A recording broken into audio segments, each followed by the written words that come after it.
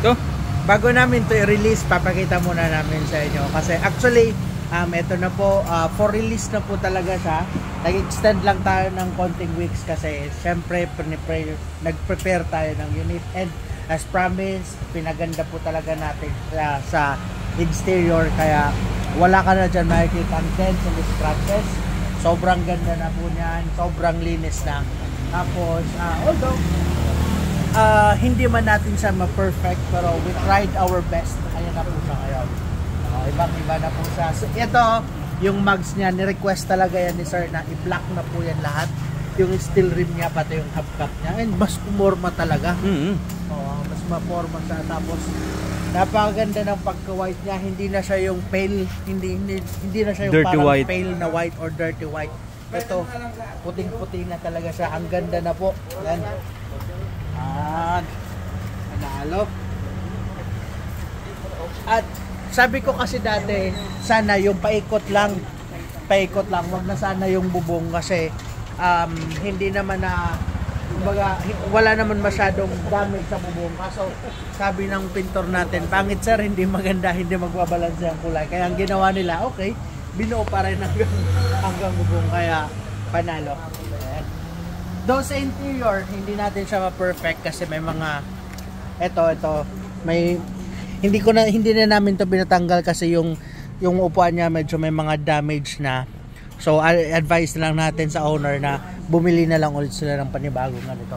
Hindi na natin tinanggal yung previous. Pero ayan More on exterior to. More on exterior. Pero nag-detailing pa rin naman tayo sa interior. Binaklas yan. At kung matatandaan nyo, ito yung binidyo ko nung nakaraan na buti na lang binaklas natin kaya nakita natin may butas na talaga siya sa floor niya, sa flooring niya. Kaya nag-additional tayo ng trabaho, pinalatero natin yun. Tapos yun, panalo. Okay na siya. Okay. Abandon ko lang konti.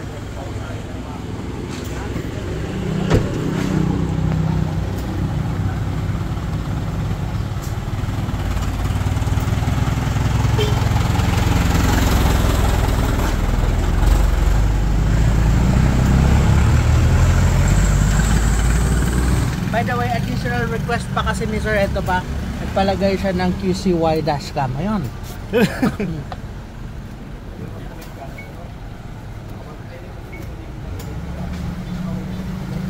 Ayan, mayroon na siyang QCY dashcam. Kaya, ayan working na siya properly. Okay?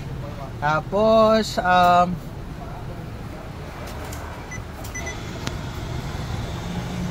okay. Ang aircon nito, okay na rin siya. So, for release talaga yan. Okay? Andyan yung sir. Kumusta sir? Ano mo? Feedback mo sa iyon? Sorry sir. Anong naging expectation mo? Mas pinaganda talaga yan lalo sir. Tapos ito yung sabi ko sa'yo na may butas yan. Okay na po yan. Nalatero na po yan. Okay sir? Okay naman na po sir. Patawag na lang po sa facial link kung meron pa. Pero tapos na ka sir. Yung thank you sir. Ilalintura kita sir kay Lili. Sige, picture lang kita sir. Takagpuan sa facial link. Ready and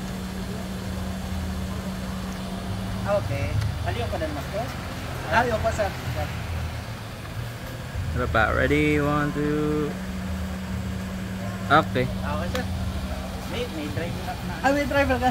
Hindi mo kaya ako kanina dito sa ano. Ayun, so sa mga nagbabalak kumuha ng sasakyan, we can make an arrangement kung paano kayo makakuha ng sasakyan at kung paano natin mapapaganda. Kagaya nito, talagang tinulungan namin siya na makakuha ng sasakyan at mapaganda yung sasakyan kukunin niya. Okay?